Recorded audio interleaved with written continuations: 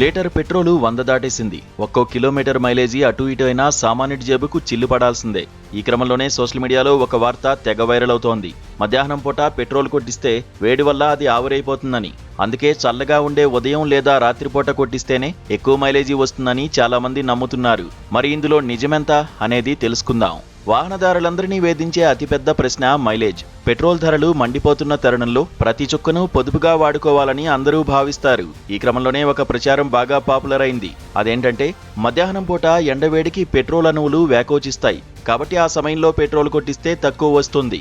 అందుకే ఉదయాన్నే లేదా రాత్రిపూట చల్లగా ఉన్నప్పుడు పెట్రోల్ నింపించుకుంటే ఎక్కువ మైలేజ్ వస్తుంది అనే ప్రచారం ఉంది.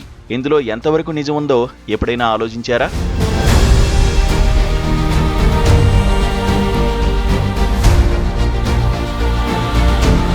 సైన్స్ ప్రకారం ద్రవ పదార్థాలు వేడికి వ్యాకోచిస్తాయి, చలికి సంకోచిస్తాయి. ఉష్ణోగ్రత పెరిగినప్పుడు ఇంధనం డెన్సిటీ తగ్గుతుంది. అంటే 1 లీటర్ పరిమాణం ఉన్న పెట్రోల్ వేడి వల్ల కొద్దిగా విస్తరిస్తుంది.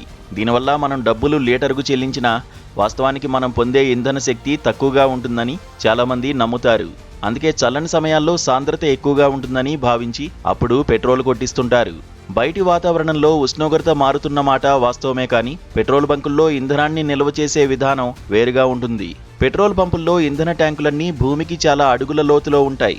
భూమి లోపల ఉష్ణోగ్రత బయట ఎండ లేదా చలితో సంబంధం లేకుండా ఎప్పుడూ దాదాపు ఒకేలా ఉంటుంది. ట్యాంకుల నుంచి పైపుల ద్వారా బయటకు వచ్చే వరకు పెట్రోల్ ఉష్ణోగ్రతలో ఎలాంటి మార్పు రాదు.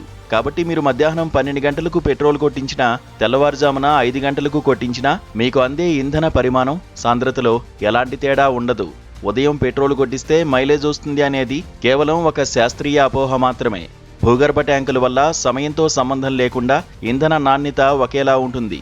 కాబట్టి సమయం గురించి ఆందోళన చెందడం మానేసి వాహన కండిషన్, డ్రైవింగ్ అలవాట్లపై శ్రద్ధ పెట్టడం ద్వారా మాత్రమే మీరు ఇంధనాన్ని ఆదా చేయగలరు.